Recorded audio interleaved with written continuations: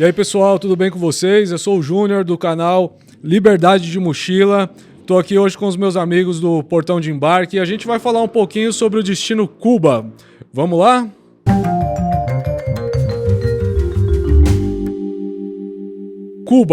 Cuba é um destino muito controverso. A gente vê muitas mensagens sobre Cuba, mensagens boas, mensagens ruins, e a gente vai falar um pouquinho sobre o que é Cuba, como que é viajar em Cuba, se vale a pena viajar para Cuba. Vamos falar um pouquinho dos roteiros, das cidades por onde eu passei, o que fazer em Cuba, né? O que é Cuba? Vamos dizer assim, Cuba é um país socialista, já começa por aí, é um país com uma questão política totalmente diferente da nossa, né? Então muita gente às vezes vai por curiosidade de entender como é que funciona o socialismo cubano, como é que funciona um país onde quase tudo é estatal, onde quase tudo é do governo, né? Desde um pequeno restaurante até uma multinacional. E como é que faz para viajar num país desse? Se você tem liberdade, se você vai passar algum tipo de perrengue, questão da alimentação, a questão da hospedagem e tudo mais.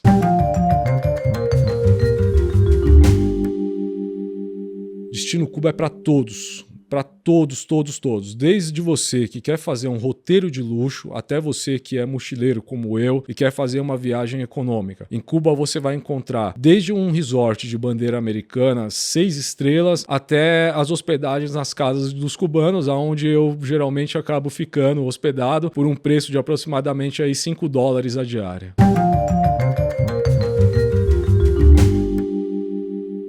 É uma rede, vamos dizer assim. Então, a partir do momento que você faz a primeira reserva na primeira casa de cubano, você pode fazer via Booking, você pode fazer via Airbnb. Geralmente eles estão nessas grandes plataformas de hotelaria. O seu ponto de chegada geralmente é Havana. Então você fica na casa do cubano em Havana e você mostra o seu roteiro de viagem para o cubano, o seu anfitrião dessa casa. Ele começa a te indicar os anfitriões das cidades onde você vai passar e aí você vai se hospedando dentro da casa das pessoas. Como é que funciona isso? Você fica dentro da casa da pessoa com ela ou sem ela? Você fica junto com a família. Você tem o seu quarto, você tem o seu banheiro privativo, você tem o seu ar-condicionado ou o seu ventilador, mas você está vivendo dentro de uma família cubana. Você está vivendo de fato como vive o povo cubano. Você acorda de manhã, você toma café com os cubanos, você almoça com eles se você quiser, você janta com eles, você pode sair à noite para tomar a sua cerveja, eles te dão a chave da casa. Quando você volta, você chega lá, muitas vezes eles estão na sala assistindo novela. Então você participa daquele dia a dia. Você pode falar como que é aquela experiência de viver de fato em Cuba, como que um cubano vive diariamente ali no país deles. Geralmente nessas casas são servidos aí o café da manhã, o almoço e às vezes até o jantar também, né? E aí você escolhe a refeição que você vai querer. Como a gente gosta de sair, a gente geralmente acordava e tomava o café da manhã com eles. Esse café da manhã ele tinha um custo de um cookie, né? Que um cookie equivale a $1 americano. E eles preparam a mesa ali para vocês. Geralmente outras pessoas que talvez estejam hospedadas, o pessoal que tem mais de um quarto na casa, a gente tomava café todo mundo junto. E era servido ali suco natural de diversas frutas, omelete, você podia escolher se queria o café preto, se queria o café com leite, biscoito, bolachinha. Era um café da manhã simples, nada comparado com um hotel, um resort 5 estrelas, mas sempre você tinha uma variedade ali de pelo menos 5, 6 opções, né, de comida e umas 3 opções de bebidas assim.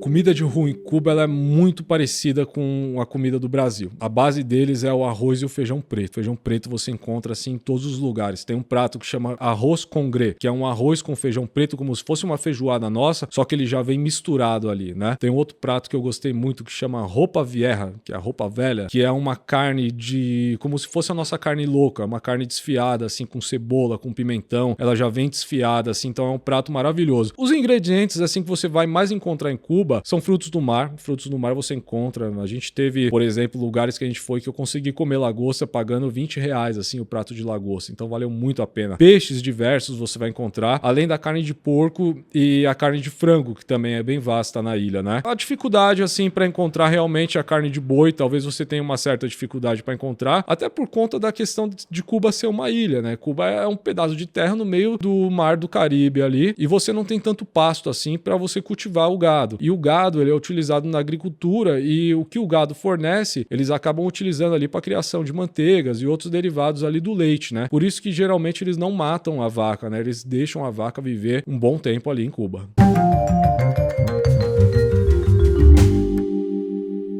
Poucas coisas a gente acabou sentindo falta lá. O que a gente precisa entender? Aí eu vou entrar numa questão política, tá? Vou entrar numa questão política que Cuba, depois da Revolução Cubana, a Revolução Cubana foi em 59. Então a gente já tá falando aí de mais de 60 anos de Revolução Cubana. Cuba sofre um bloqueio dos Estados Unidos. E esse bloqueio dos Estados Unidos, ele proíbe que Cuba faça comércio com outros países. Então, por exemplo, a gente vê em Cuba uma medicina muito avançada. Tanto é que na Covid-19, durante a pandemia, em Cuba eles desenvolveram 2 vacinas. Você ouviu poucos casos de questão de morte por Covid em Cuba. Então eles têm uma medicina muito avançada. Por outro lado, faltam assim recursos mínimos, seringa, agulha, coisas que poderiam ser facilmente encontrados assim e você não encontra devido a esse bloqueio americano, que já dura aí mais de 60 anos. Então você talvez sinta falta de algumas coisas. Cuba hoje está vivendo até um momento mais delicado aí, pós-pandemia, o turismo ainda não voltou com tudo, mas de certa forma, nós, por exemplo, falaram para nós, vocês têm que levar o papel higiênico, vocês têm que levar o sabonete. Em todas as casas que nós ficamos, isso o hotel nem se fala, mas em todas as casas que nós ficamos tinha papel higiênico, a gente nem precisou comprar. Sabonete, quando acabou o nosso, a gente comprou assim, de uma extrema facilidade para encontrar. Mas eu diria que talvez na parte de alimentação, o cara que gosta muito de comer carne de boi, de vaca, ele vai sentir ali talvez uma certa deficiência nesse sentido aí. Mas de produtos mesmo, como a gente já foi bem preparado para isso, também não sentimos assim falta de nenhum produto específico assim, nem para higiene. Fora que a questão do artesanato cubano, sabe, as tendas assim, você encontra muita coisa para se vender. Então, se você precisa de uma toalha, você encontra com facilidade para comprar. Um chinelo, você encontra com facilidade para comprar. Tem bastante opção de comércio na ilha também.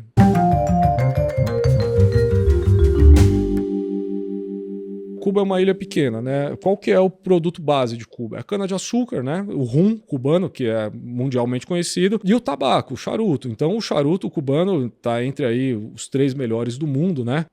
Diversas personalidades, inclusive ex-presidentes americanos aí, que eram viciados em charutos cubanos, né? Cuba, ela exporta basicamente isso. Basicamente, a bebida, o rum e o tabaco ali, o charuto, né? O charuto é muito fácil de você encontrar. Você vai encontrar de todos os preços. Você vai encontrar o Coíba, vai encontrar o Monte Cristo, por preços a partir aí de, sei lá, $20 cada unidade de charuto, até os charutos mais artesanais. Como a gente teve a oportunidade de fazer Cuba de ponta a ponta, né? A gente foi de Santiago de Cuba até Vinales, nós atravessamos, cruzamos a ilha inteirinha de norte a sul. A gente foi na parte de Vinales e Pinar del Rio, onde eles fabricam esses charutos de uma forma artesanal. E aí eu comprei muito charuto dos camponeses lá em Cuba, né? Por um preço muito mais acessível e um produto muito mais puro, né? Tanto é que eles chamam esses charutos de puros. Eles não chamam de charutos ou tabaco, são puros, porque ele não tem nenhuma química além da folha do tabaco mesmo enrolada e seca, né? E assim, particularmente eu experimentei uns 3 ou 4 tipos de charutos e esse foi o que eu mais gostei ali na ilha.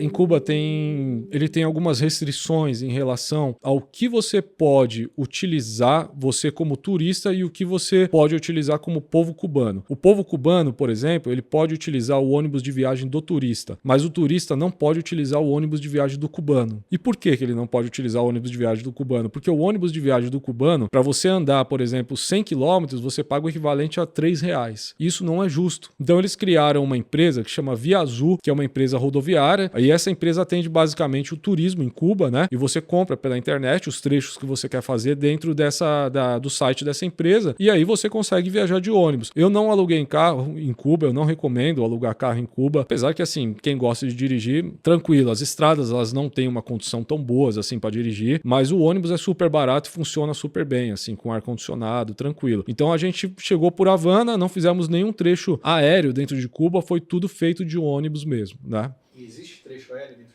Existe, porque além de ligar uma cidade à outra, tem os caios lá em Cuba, né? São os caios, Caio Guilherme, Caio Santa Maria. E esses caios são extremamente turísticos. Então tem pessoas que vão a Cuba e elas vão somente para fazer turismo nos caios, que é o mar do Caribe ali. Elas vão para ficar em grandes resorts e na beira do mar ali mesmo, né? Então elas vão somente para aquele local. Elas nem acabam entrando dentro das outras cidades em Cuba. Elas só ficam na parte do litoral mesmo ali. A gente gosta muito de andar. Então tem até uma história curiosa que eu costumo contar contar quando alguém me fala do transporte em Cuba. Nós estávamos em Havana nos primeiros dias, da onde nós estávamos hospedados até o centro de Havana, dava mais ou menos 2 quilômetros andando. A gente começou a andar muito, só que assim, Cuba é muito quente, então você acaba ficando meio fadigado ali, né? E aí eu tive a ideia, falei pra minha esposa, eu falei, vamos começar a pegar ônibus de linha, ônibus normal. Esses ônibus você pode utilizar. E uma história curiosa, porque eu entrava no ônibus e eu dava um peso cubano pro motorista do ônibus, né? Como forma de pagamento. Um peso cubano hoje vale em média aí 25 centavos, mais ou menos, de real. Eu não sabia quanto custava o ônibus porque não tinha nenhuma placa. Até que um dia eu precisei fazer algumas baldeações. Eu comecei a explorar a cidade e comecei a fazer algumas baldeações. E aí eu fiquei lá na frente com o motorista, porque ele ia me falar onde eu ia descer, e eu vi que tinha gente que dava 20 pesos cubanos. E eu vi que tinha gente que não dava nada. Eles entravam no ônibus, passavam pelo motorista e já ia pro fundo, né? E eu perguntei pro motorista, né? Eu falei, cara, quanto que custa o ônibus, né? Ele falou 80 centavos, né? De peso cubano. Eu falei, legal, mas eu tô te dando um peso cubano e você não me dá troco, né? Ele, você não pediu troco. Aí eu falei, tá, mas e o cara que deu 20 pesos cubanos, por que você não deu troco pra ele? Ele, porque ele também não pediu. Eu, tá bom, então vamos lá, deixa eu entender. O ônibus custa 80 centavos. Por que tem gente que entra sem pagar? Aí ele parou e olhou pra mim e falou, amigo, eu sei que você não é daqui, mas aqui a gente vive num regime socialista. Num regime socialista, teoricamente, todos somos iguais, certo? Ou seja, o cara que tem 20 pesos cubanos e quer dar de bom grado, ele vai dar. Você tá dando um peso, você não pediu troco, eu não te dei. E o cara que não tem dinheiro pra pagar o ônibus, ele vai andar de ônibus do mesmo jeito porque todos somos iguais. E aí que eu vi essa diferença. É assim que você realmente vai conhecer um país que você tá viajando, entendeu? Porque, cara, quando você vai pra um lugar, eu até comentei num outro podcast que a gente gravou, e você fica trancado num hotel e você tem acesso somente com o garçom, o que você adquiriu da cultura local, entendeu? Então hoje eu posso falar que eu conheci Cuba de ponta a ponta, viajando com os cubanos, eu consegui entrar no ônibus dos cubanos em um determinado trecho, uma determinada cidade, e vivi realmente o dia a dia dos cubanos, como que funciona Cuba ali.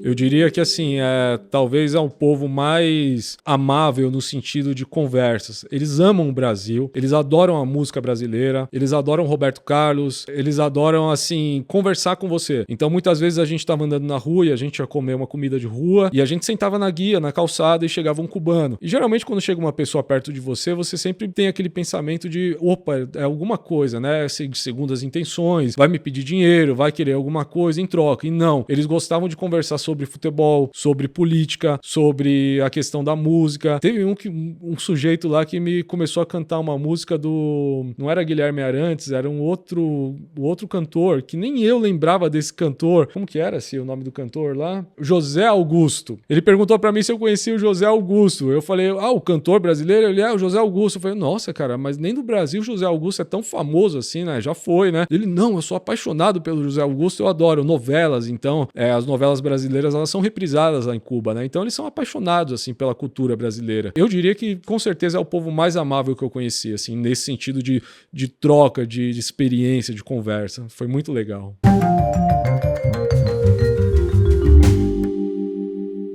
A internet em Cuba ainda está muito atrasada, tá? É uma deficiência que eles têm, até em relação a esses problemas que a gente citou antes, em relação a embargo e tudo mais. Então, como é que funciona a internet em Cuba? Tem muito ponto de Wi-Fi, só que a internet lá, ela não é gratuita. Então, ele tem uma concessionária de energia do governo, onde você compra um cartãozinho, você raspa aquele cartãozinho, tem um código, você insere ali e pega um Wi-Fi. E aí você utiliza ele normalmente. Esse cartão é por tempo, então assim, você pode comprar o cartão de 30 minutos, o cartão de 1 hora, de 2 horas, e por aí vai. Ele tem um custo baixo, assim, geralmente um cartão de 1 hora, você vai pagar em média aí uns 5, 6 reais, assim, mais ou menos, nesse cartão. Vale a pena, né? Mas é uma deficiência que a ilha tem, né? Você não tem internet na ilha inteira, você não tem internet em todas as casas, em todos os lugares. É diferente viajar em Cuba por conta disso. Até por isso acaba se tornando mais gostoso, se você for perceber, porque você não fica dependente do celular, né? Então, uma dica que eu daria, baixa o Google Maps, tá? Os mapas das cidades onde você vai, e você pode utilizar offline depois para você se locomover pela ilha. E quando você precisar de um Wi-Fi, você raspa ali o cartãozinho e utiliza, posta suas fotos. Eu postei vídeos, eu postei fotos no Instagram, consegui postar vídeo no YouTube. Demorou um pouquinho ali a conexão e tudo, demorava mais para carregar, mas funciona, de certa forma funciona.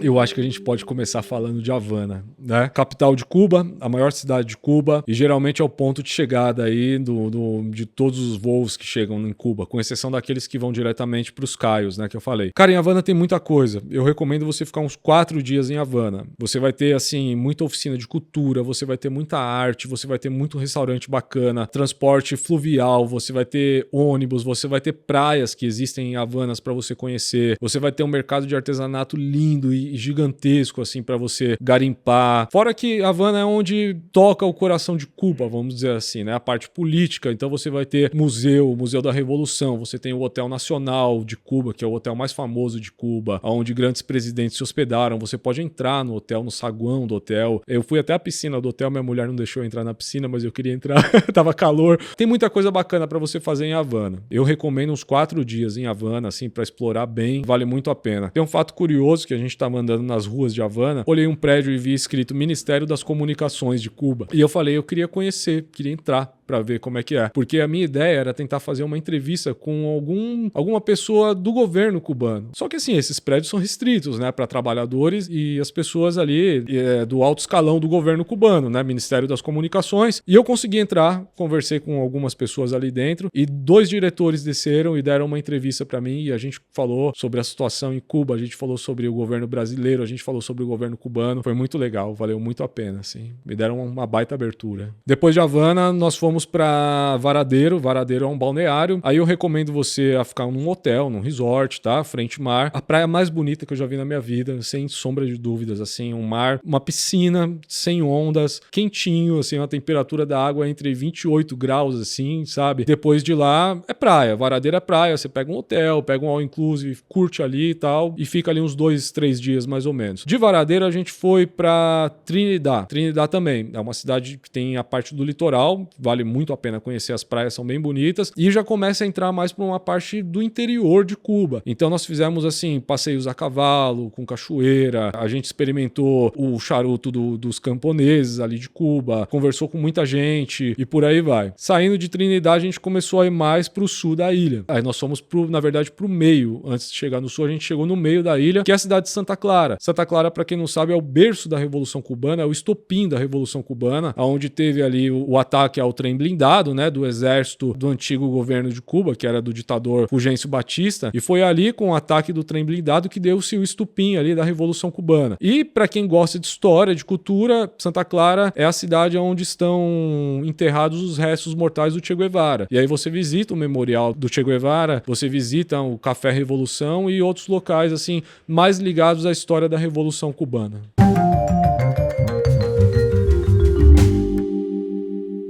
Eu não diria o que não fazer. Eu, como sou, além de trabalhar no turismo, eu também sou historiador, eu sou muito ligado a essa parte da história. Então, eu diria, por exemplo, eu fui para Santiago de Cuba. Santiago de Cuba também é outro local ligado à Revolução Cubana, que é onde tem o quartel Moncada. Eu visitei o cemitério onde está o túmulo do Fidel Castro, onde está o túmulo de José Martí, que foi o cara que proclamou a independência de Cuba, na verdade, né? Dos povos espanhóis. José Martí, ele foi o cara que proclamou a independência de Cuba, né? Então essa parte ligada à história, eu acredito que seja mais para quem gosta. Tem muita gente que vai focado no turismo de praia, no turismo, né? Diferente não que eu não tenha feito, eu fiz tudo isso. Foram 25 dias em Cuba, então eu consegui cruzar a ilha de ponta a ponta, né? Mas para quem não tá muito ligado nessa parte histórica, eu já não recomendo ir muito pro sul. Focar mais ali na região mesmo ali das praias ali internas ali do Caribe mesmo.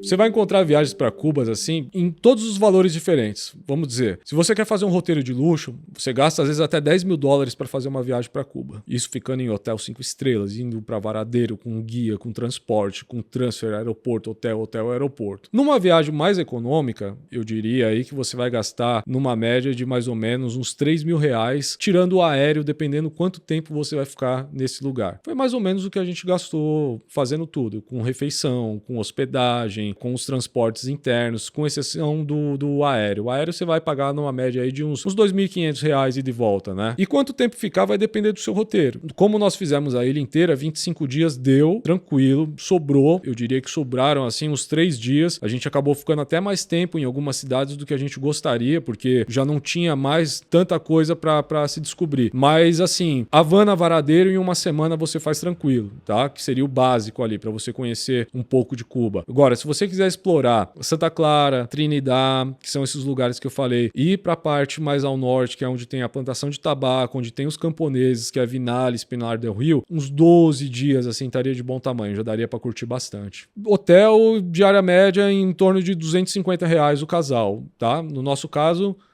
$5 o casal. Casa dos cubanos.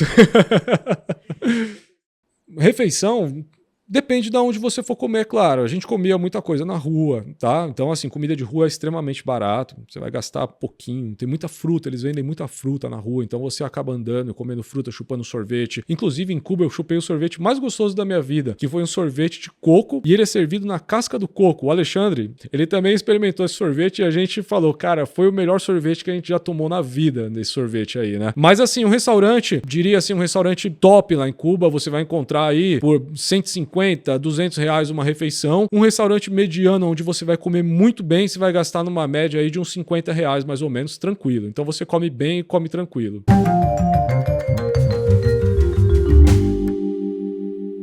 Eu vou falar real pra você. Quando eu falo sobre segurança em Cuba, muita gente acha que eu minto. Então eu recomendo que você vá pra Cuba pra você ter a convicção do que eu vou te falar agora. A criminalidade em Cuba, ela beira o 1%. Homicídio, então, nem se fala. Existem pouquíssimos homicídios em Cuba. Quando acontece, é um cara que bebeu um pouco demais, mexeu com a mulher do outro, o cara deu uma facada nele e é isso que aconteceu, entendeu? Turista em Cuba é sagrado. Isso eu falo de coração. Eu falo de coração porque eu vivi isso. Ninguém mexe com você em Cuba. Ninguém vai mexer com você. Você pode deixar o seu celular em cima da mesa, você pode deixar a sua mochila em cima da mesa, ninguém vai pegar, ninguém vai encostar em nada do que é seu. Até porque eles são muito rigorosos com esse sentido da criminalidade, do furto e por aí vai. Então em Cuba, talvez eu digo com toda a convicção, é o país mais seguro que eu já visitei na minha vida. A polícia em Cuba, ela não anda armada, pra você ter uma ideia. Então eles andam com cacetete, porque arma de fogo eles não têm necessidade de utilizar, porque não tem essa criminalidade que existe em outros lugares, da América do Sul ou da América Latina e por aí vai. A gente andava à noite, andava nas ruas escuras, andava de madrugada, bebia e andava na rua, fazia amizade com as pessoas. Em nenhum momento a gente sentiu qualquer tipo de ameaça, sabe? Assim, foi super tranquilo. A questão de segurança talvez seja a menor das suas preocupações quando você for para Cuba.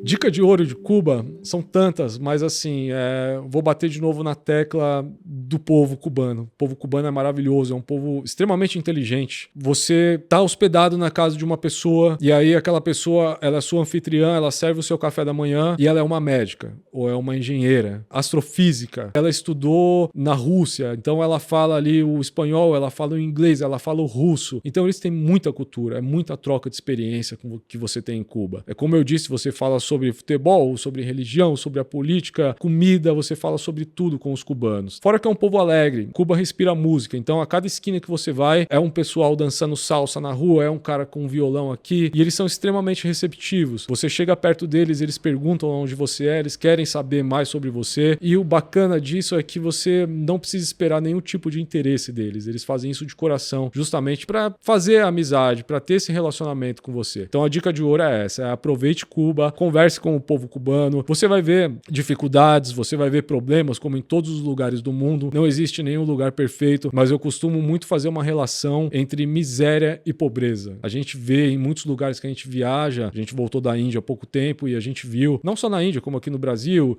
na América do Sul em geral, a gente vê muita miséria, a gente vê as pessoas comendo lixo nas ruas, a gente vê as pessoas pedindo esmola nas ruas, e em Cuba você não vê isso, você vê a pobreza, você vê as pessoas com uma roupa mais surrada, com chinelo mais surrado, mas você não vê aquela miséria extrema que você encontra em outros lugares. E é isso aí, galera. Espero que vocês tenham gostado aí. Quero agradecer mais uma vez a oportunidade dos meus amigos aí do Portão de Embarque. Curte a gente aí, o Liberdade de Mochila. Segue a gente aí no YouTube. Em breve aí mais viagens para vocês. Valeu!